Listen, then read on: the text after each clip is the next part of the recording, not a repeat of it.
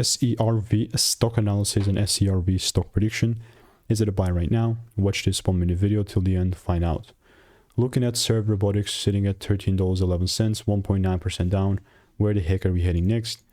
For me, this is a bullish market. Now, context, I've spent 5 figures on courses and mentors, called out thousands of great predictions up on my YouTube channel.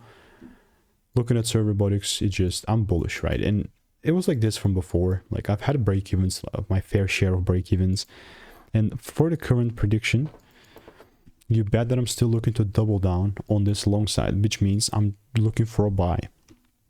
Now, does that mean that I'm going to buy specifically right now? No.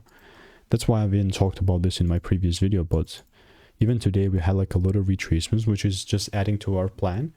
But it's only really going to be a buy for me the moment I start seeing breaks above 1430.